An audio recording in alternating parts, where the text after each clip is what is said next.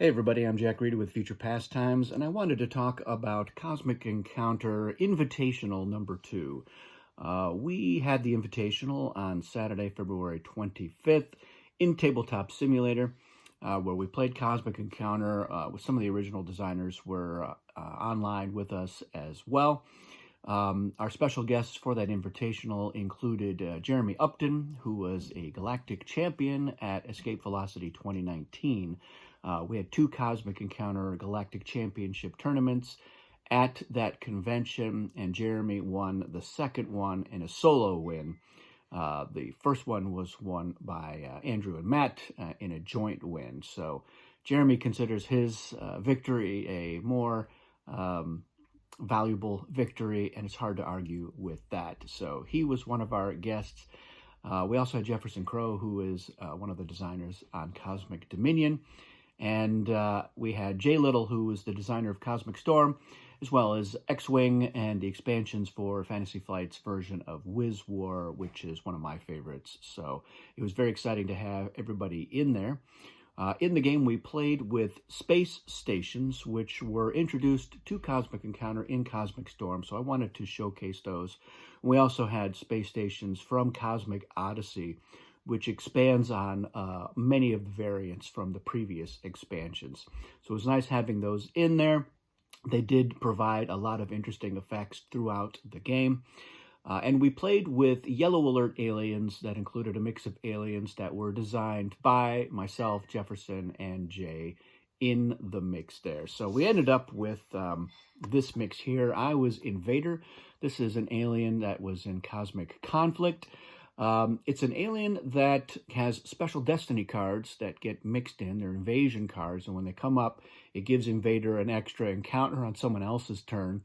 And then the other part of Invader's power is the ability to just discard their hand and draw a new hand at various times. I did not end up using my alien power. I was Invader. I didn't use it at all throughout the game. I never used it to draw a new hand, and only one invasion destiny card came up, and I was promptly Cosmic Zapped, so didn't get to use that alien. Still had a lot of fun, had a good time with it, but did not get to ever invade. Jeremy was Graviton. This is also from Cosmic Conflict, and this is an alien that when cards are played face down, they can decide to only use 1 digit of attack cards that get revealed. So they'll call out 10s or 1s, and you will only use that digit. So it explains on here that if you say 10s, an attack 40 would just be counted as a 4 because you'd only be using the 10s digit. And that same card would be a 0 if you called out the 1s digit. Now, Jeremy did use Graviton once or twice, but not very much. A lot of times he wasn't doing it, and that was because he had a handful of cards that had 1s, 2s, and 0s in any or all of their digits. So it was not really going to help him out very much on there. But you don't know if he's going to do that when you're selecting your card. So even when he doesn't use his alien power, it can have an impact on the game, and I suspect that it did in some cases. Bill Eberly was in the game with us as well, one of the original designers of Cosmic Encounter. He was playing Lemming. This is an alien from Cosmic Odyssey. And the way it works is during the Destiny phase, once Destiny is determined, if Lemming has 9 or more ships in the warp, they get to take 4 of them out and put them into the defensive system where they don't have a foreign colony. And Bill ended up getting several colonies using his power, let him ally recklessly and give up on encounters without having to worry about winning. He did give up on a deal where he could have just gotten an encounter, but he wanted to put more of his ships into the warp. And yeah, if he'd had 1 more ship in the warp by the end of that game, he would also have probably tied for the win at the end of that. Jefferson was playing the alien that he designed in Cosmic Dominion, and that is Tourist. And Tourist has a special token of a cruise liner that they put some of their ships on, and the cruise liner gets to move around the game in front of different systems, and if things line up where the cruise liner happens to be in the system that is indicated by defense, they can disembark from the cruise liner and get a foreign colony. And in fact, on the very first encounter of the turn, because Jefferson went first, he ended up getting a colony right there away. Immediately, he won his first encounter and got a colony. and his second encounter as well. So he, at the end of turn 1, he was at 3 colonies and was the immediate threat. And later on, he definitely would have won the game if we hadn't Cosmic Zapped him, because his cruise liner was filled with ships that wanted to disembark and would have been able to otherwise. And it does a couple other things. It's an interesting alien. And then Jay was playing an alien that he designed from Cosmic Storm, Tide. And Tide starts with a couple of cosmic tokens on there, and when Tide wins as a main player, they get to add a token, and then for every token on the sheet, Tide and Tide's allies get to draw a card, and when Tide loses, they remove a token, and their opposing players all have to discard 1 card for each token. Unfortunately, Jay did not build up a lot of tokens on his sheet. I don't think he ever had more than 2 tokens on there, and you can never have fewer than 1 token, so he kind of went back and forth on there. Doesn't really trigger at all on as an ally, so yeah, we kind of shut him down pretty effectively, although he did manage to catch up as an ally. So it was close there at the end. A lot of us were in a position to win the game. At one point, I was in a very good position to win the game through stealth and subterfuge. And that's because of the space stations that we had in. So we had a number of space stations, and I had one that is from Cosmic Odyssey, and it was the artifact detection grid. And so before I get into it, the way the space stations work, just in case you don't know, is we dealt out 2 space station cards to each player, and they picked one. And what you do is you take the space station token, you put it assigned to any one of your home planets, and as long as you have a colony on that planet, you get the ability or effect of that space station, which you can use whenever it is applicable. If you lose that colony, then you lose control of the space station's ability, but it doesn't pass on to whoever has a colony on there. It's just it's an on or off switch. So that's how they work. And the artifact detection grid, anytime another player played an artifact, I would get a reward. And we were using the reward deck. Jay had suggested maybe we don't, but then other players were like, no, we're going to use it. So he was like, all right, because he actually hasn't had a lot of experience with the reward deck. So it was an interesting new experience for him. And in that first encounter where Jefferson, he was attacking Graviton in Jeremy's system, and Jefferson had invited all of us to help him out and get the colony. Of course, we came right along, so there were a lot of us in there.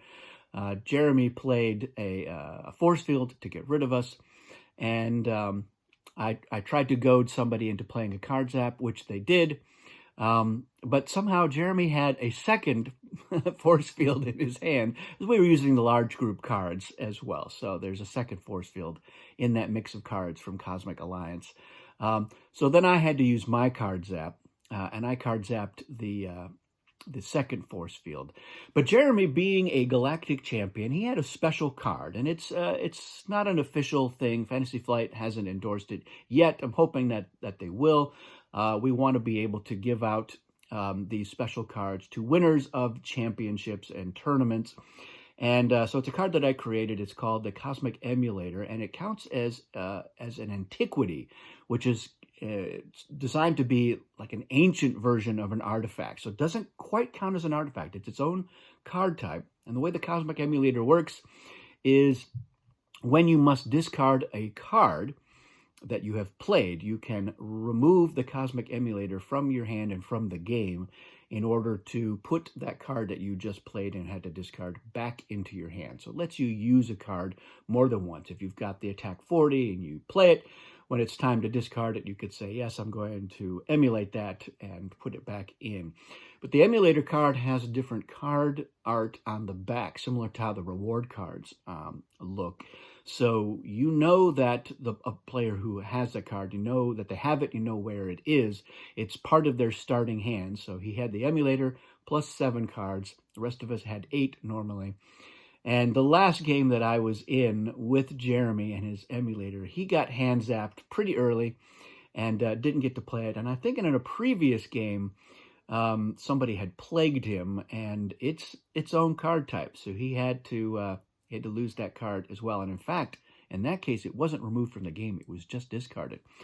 And like I said, it has that different card art. So if you negotiate and are getting compensation, you can take that emulator, and now you have the emulator. So that's what's kind of fun about that. It's a special card that you get to start the game with as a perk for having been a champion. But it's not exclusively used for you if things don't turn out. So, as you might guess, he used the Cosmic Emulator to put a force field that he was going to have to discard after it was played and zapped back into his hand, and he played it again. So we had 3 force fields on the first encounter of the game, and that one did stick. The rest of us had to move out, but Jefferson ended up winning that encounter on his own, and that was one of the reasons why he got to 3 foreign colonies right away. But there were a lot of artifacts played, so I picked up a number of reward cards, and we were using the combined reward deck from Incursion and Dominion, not the one from Odyssey, so still 64 cards. But one of the cards that I picked up as a reward was the Rift 1. Now, the Rift cards were introduced in Cosmic Incursion, and there were 3 different denominations of them, but they all had the same effect, and that is if you play a Rift during regroup, you can free a number of ships from the warp equal to the value of the Rift, and they can be anybody's ships, but they're usually going to be your own. But because the reward cards have that different back art, if somebody wants to take compensation, they can target those cards. And the Rifts act as booby traps. So if somebody takes a Rift from you, they actually lose a number of their ships from their colonies equal to the Rift's value, and then have to discard that Rift card. But the Rift 1 was introduced in Cosmic Dominion, and the Rift 1 and the Rift 2, actually I drew both of them, have different effects. And the 2 lets you just draw 2 cards from the Cosmic deck and or reward deck, and I did end up using it to pick up a couple more cards at one point. But the Rift 1, the way it works is if there is a planet somewhere in the game that has no colonies on it, no foreign colonies, no home colonies, then at the start of your turn, as the offense, you can play the Rift 1 to automatically colonize that planet. Now, Jefferson, at some point, he had played the Leviathan Flare, which let him trade planets. And that's what he did in his second encounter. He traded planets with Jeremy. So Jeremy ended up getting a foreign colony because one of his home planets with ships on it was moved to Jefferson's system with the Leviathan Flare. And one of Jefferson's home planets had moved to Jeremy's system, turning that planet into one that gave Jefferson a foreign colony. So they both got foreign colonies because of that exchange. But it meant that Jefferson was then down to only 4 home colonies, and he ended up losing another one in an encounter. And then he had the 1 ship, and he was about to use his tourist ability to pick up another foreign colony. So I had a ship zap, which is a reward card from Cosmic Dominion. I zapped the lone ship on one of his planets, so then there were no ships on that planet. So he lost his alien power and couldn't use his tourist ability to pick up a foreign colony. But then, more importantly for me, was there was an empty planet in there. And I was hoping to do this ship zap much later. I had to wait a couple of turns because Jay went before me and Jay went after Jefferson. So it was on Jefferson's turn that we did this. But my plan was to zap that ship at the start of my turn, then play the Rift 1, and then get that free foreign colony before I even did anything. And I probably would have ended up winning the game solo if I'd been able to do that. But Jefferson had his encounter, it was successful, and for his second encounter, he drew his own color and decided to go ahead and reclaim his empty planet so that his alien power turned back on. And then right after that, he would have gotten his 5th foreign colony using tourists, which is when we cosmic zapped him. So the artifact detection grid for me was very fruitful. I picked up a number of really interesting reward cards using it every time somebody else played an artifact. Bill had the massive battery as his space station, which basically made his reinforcements more powerful, but he only ever had 1 reinforcement the whole game. He played it in an encounter, which would have won his side the the encounter because of the massive battery, but I also had a reinforcement +8, which gave us the win at a critical time. So that space station didn't help him out. Jeremy had a space station that let him draw 2 cards if he did not join an encounter as an ally. So he sat out a number of encounters in order to get more cards. He was hoping to get some better cards that would help make the graviton alien more useful for him, but he never ended up getting anything particularly good for that kind of a synergy. So yeah, the space stations I thought were fun. Again, it's a really low impact element to the game. There's not a lot of logistics involved with the space station.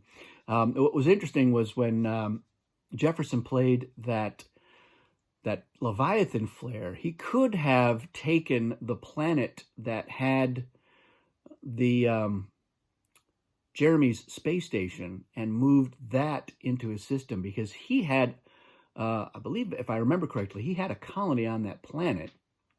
Yeah, in fact, he did have it, which meant that with the space station in his system, it would have been his space station, but he would have lost a foreign colony. So he wisely chose not to take that. But that's what's interesting about that, is if the space station is in your system and you have a colony on that planet, it's your space station. So control of that space station would have changed hands. And space stations can be traded, of course. They're part of a deal, but nobody was at the point where they were willing to trade them. And it was a fairly friendly game, all things considered. So we were not going out of our way to target the planets that had people's space stations. It did happen at one point, though, because Jay was coming into my system, and I tried to let him know, hey, I'm willing to make a deal, and he was further behind in the foreign colony count, so I was not threatened by him. I was like, why don't you just go ahead and target one of my other planets, and I will play a negotiate.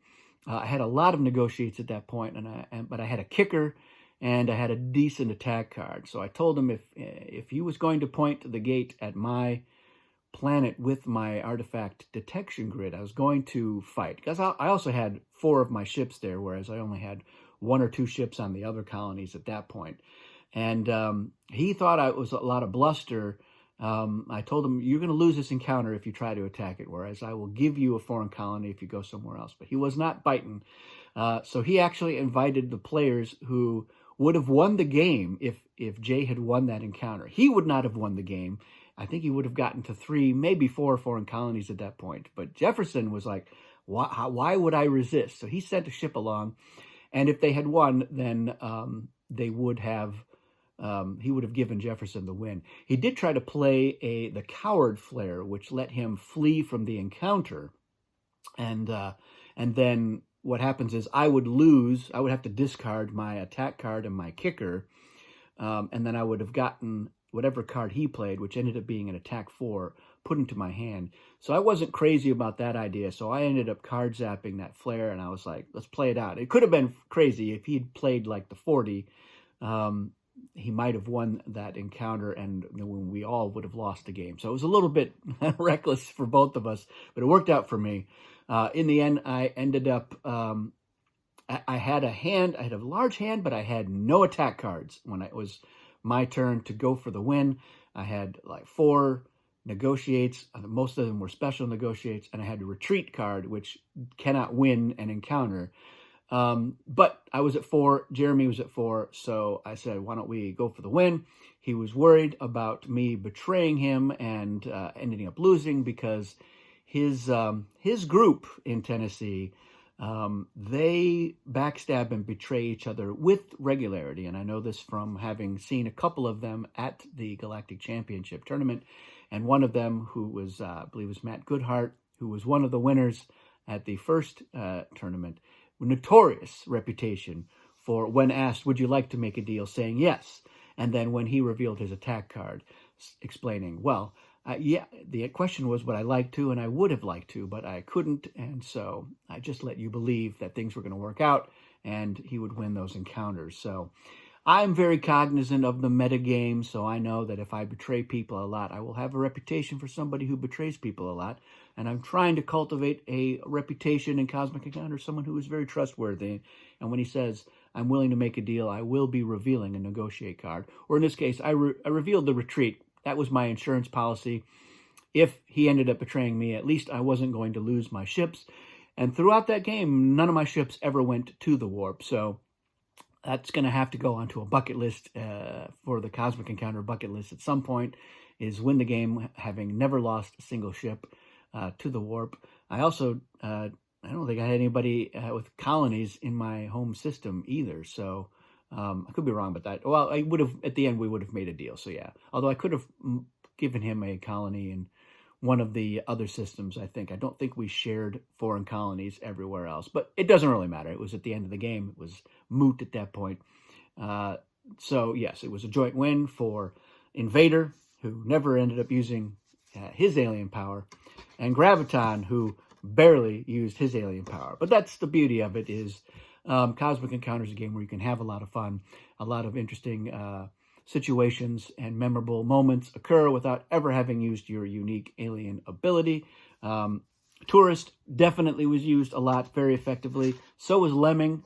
Put Bill over at 4 colonies eventually. I think one of them, only one of his foreign colonies was won through an actual encounter. Tide didn't get to use much. I actually picked up a couple of good cards by being allied with Tide.